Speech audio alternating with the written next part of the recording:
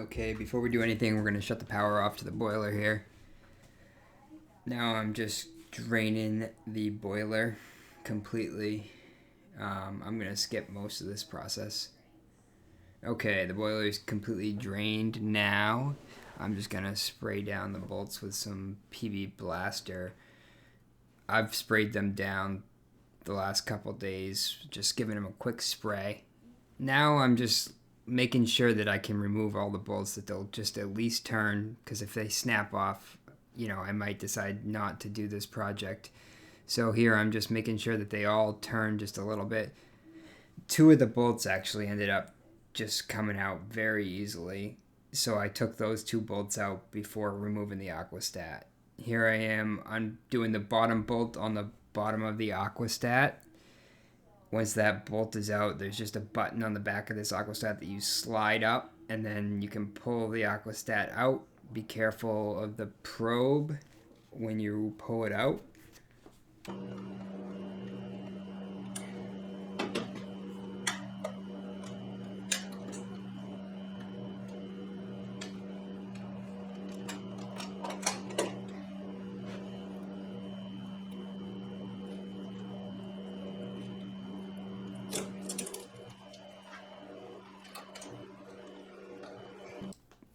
I was able to hold my aquastat out of the way without having to remove any of the electrical connections.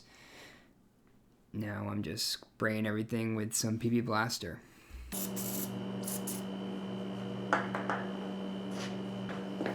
Now I'm going to remove the aquastat well. It's important to remove this before you take the plate off, otherwise you'll have quite the time getting it off when it's free, unless you have a vise.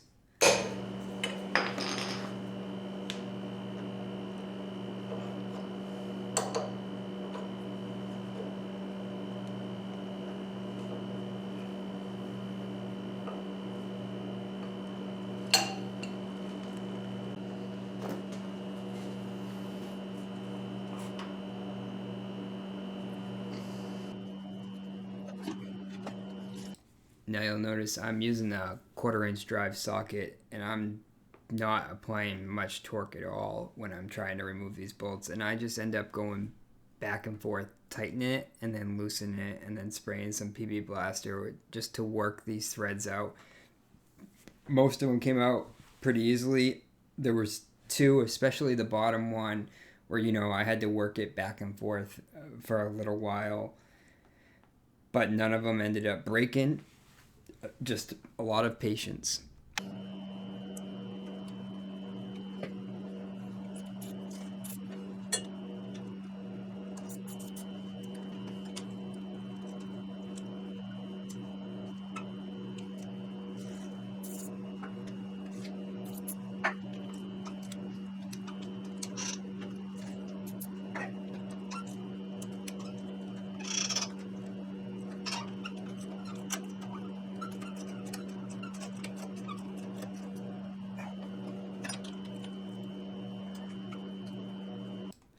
The reason I'm going so slow with this process and not really torquing on these is they have a tendency in this cast iron to snap off, and then you'd have to use an easy out or something to get them out, and I really didn't want to do this on a Saturday.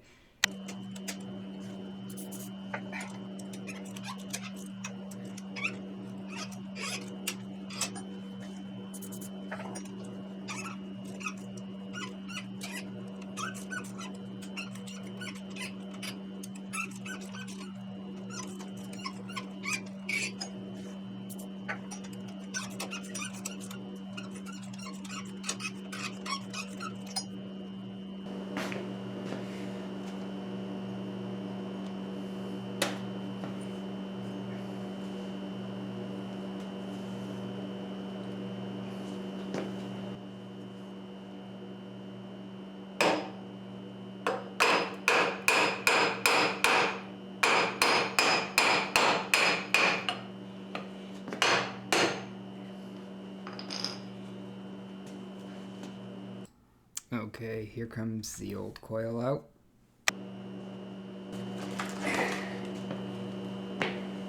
Now I'm just making sure that the plate I ordered with the gasket line up to the holes in my boiler and they're the right size, which in my case they were.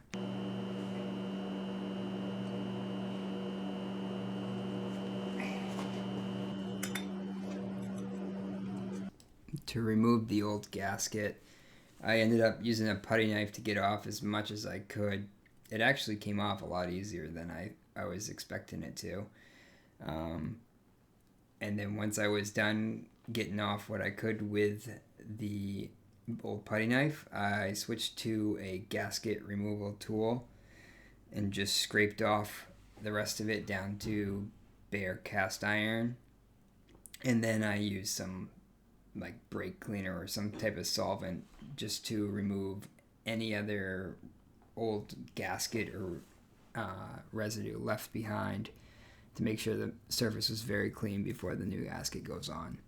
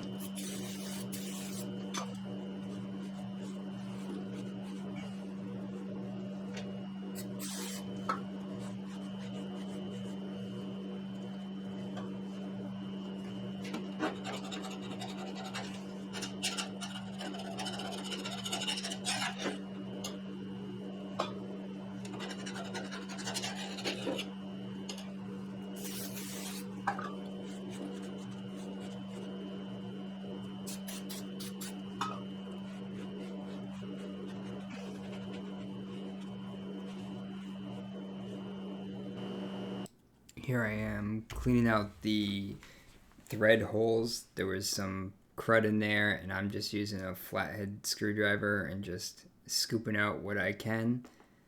And then after I'm done using a flathead to scrape out what I can from each hole, I end up putting a tiny magnet down each thread hole and getting the remainder of everything, and it seemed to get everything pretty good.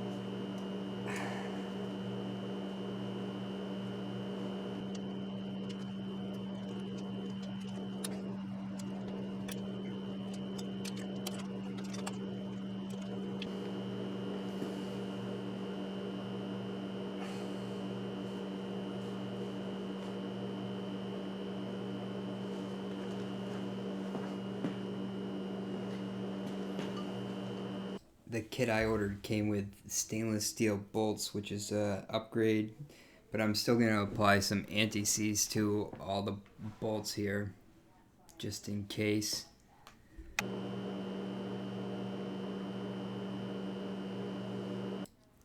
Okay, on the new plate here, you'll notice this T, that goes at the top. I think T stands for top. That's so that the well will sit in the right location.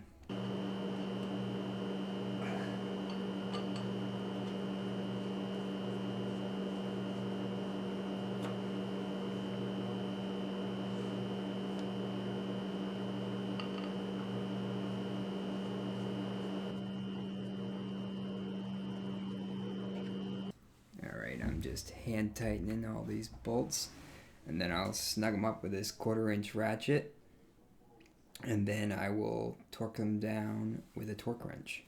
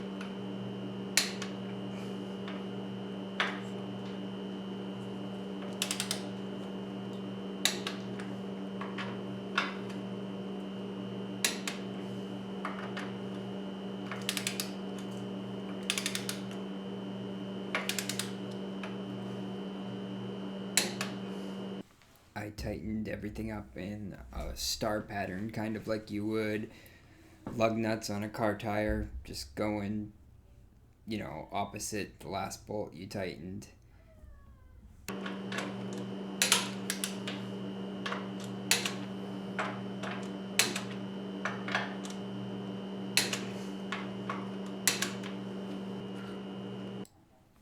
Now I'm gonna insert the well. I put some new thread sealant on here, and I'm gonna tighten this up.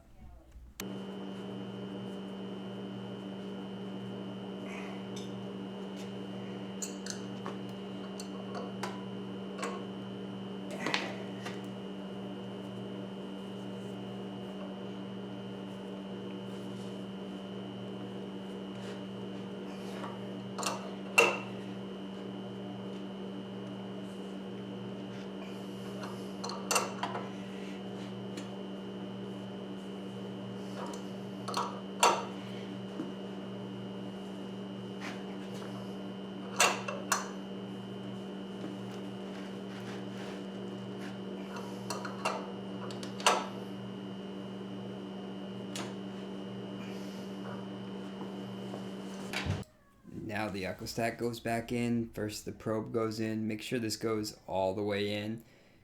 I kind of end up using a little plier to grab onto the copper wire just to make sure that it goes all the way in there. It's important that it goes all the way in so that it gets a proper read on the temperature in there. Then you just kind of lift up the button on the back of this aquastat here like I'm doing, and then tighten up the bolt on the bottom, and that's good.